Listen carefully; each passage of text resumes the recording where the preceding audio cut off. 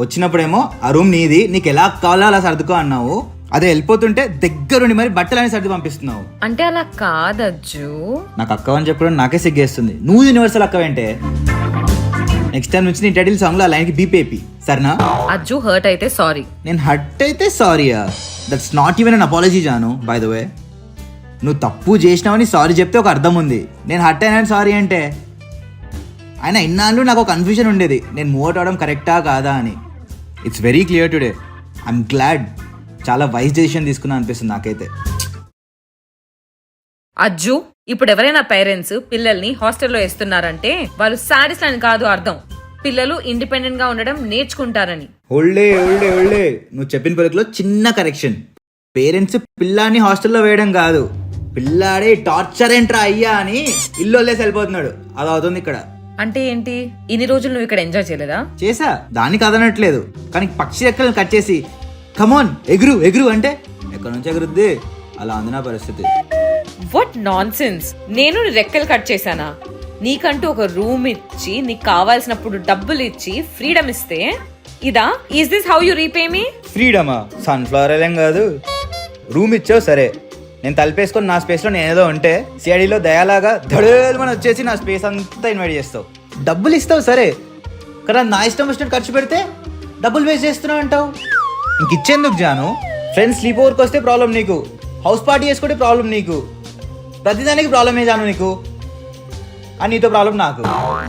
అజ్జు, నువ్వు ఇంకా చిన్న పిల్లోడివి, నీకేం తెలీదు. జానం 24, 18కి అడల్ట్ అంటారు తెలుసా? నీకు తప్ప లోకానికి అంతా నేను పెద్దోనే అన్న. ఇంకెన్నాళ్ళే, ఒక రోజేగా. రేపటి నుంచి ఏ గోలా ఉండదు. నా రెక్కలతో నేను హ్యాపీగా ఎగరచ్చు. ఏ జఫ్ఫాది నన్ను ఆపలేదు. ఇంట్లో ఉన్నంత వరకు ఏ కుక్క అయినా బయటికి వెళ్తేనే బెటర్ అనుకుంటది. బయటికి వెళ్ళగానే తెలుస్తుంది టైంకి ఫుడ్ పెట్టి నీళ్లు పోసి ఆరోగ్యం చూసుకునే మంచి ఫ్యామిలీ దొరకడమే బెటర్ అని. ఇది కరెక్ట్, ఇది కరెక్ట్ గా చెప్పావు. మంచి ఫ్యామిలీ అన్నావు కదా, నువ్వు ఉండగా మంచి ఫ్యామిలీ ఎలా అవుద్దే? ఛే Ajju, what are you talking? Obviously ఇన్ని రోజులు ఎవర్రా చూసుకున్నారు నిన్ను? అన్ని చేసిన తర్వాత ఇప్పుడు ఇలా మాట్లాడతావా? So ungrateful, you know what? రేపటి నుంచి వీళ్ళ గొడవలు మిస్ అవుతానేమో. దీనికోసం మనం వీక్లీ వన్స్ కలుస్తుంటే బాగుంటది కదా, అండ్ మనకు కూడా ఎంతో కొంత టైం పాస్ అయిపోద్ది. I mean so ungrateful. I can't believe this. ఇక్కడే ఉందా? ఏ కప్ ఎక్కడికి? ప్యాక్ చేసుకోవడానికి పట్టుకెళ్తా. ఇది అది నా కప్పు. అయితే ఒక్కసారి కూడా వాడలే నువ్వు ఇది. నేను రోజు దీంట్లోనే కాఫీ తాగుతా. నువ్వు కొనిపెట్టావు అంతే జాను. మెమరీస్ అని నాతోటే ఉన్నాయి. వాడినా వాడకపోయినా వస్తువు ఎవరిది అనేది ఇంపార్టెంట్. జాను, ఎందుకు జాను ఆ కప్పు కోసం గొడవ పడుతున్నారు చిన్నపిల్లలాగా? వాడిని తీసుకెళ్ళనియచ్చు కదా కప్పు.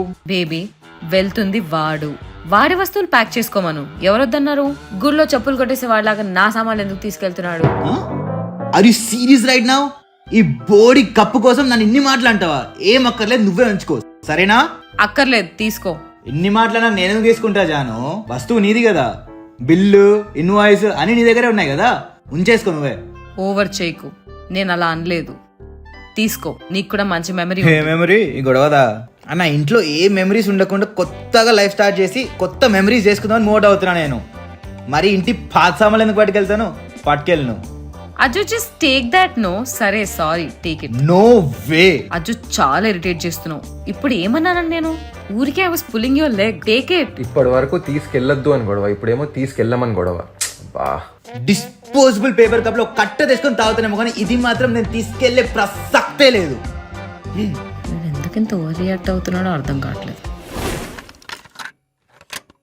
ఇది ఎక్కడ దొరికింది? నైస్.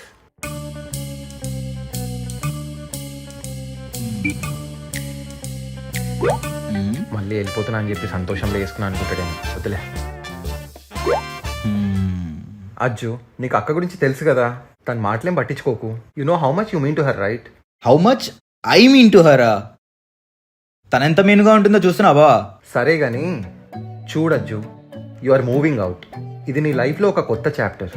ఇప్పుడే ఇండిపెండెంట్గా ఉండడం నేర్చుకుంటున్నావు. ఒక ఇంటిని ఎలా మేనేజ్ చేయాలి, ఫైనాన్సెస్ ఎలా మేనేజ్ చేయాలి, ఇంటిని ఎలా మెయింటైన్ చేయాలి, ఇవన్నీ తెలుసుకునే టైం ఇది. So I wish you all the best.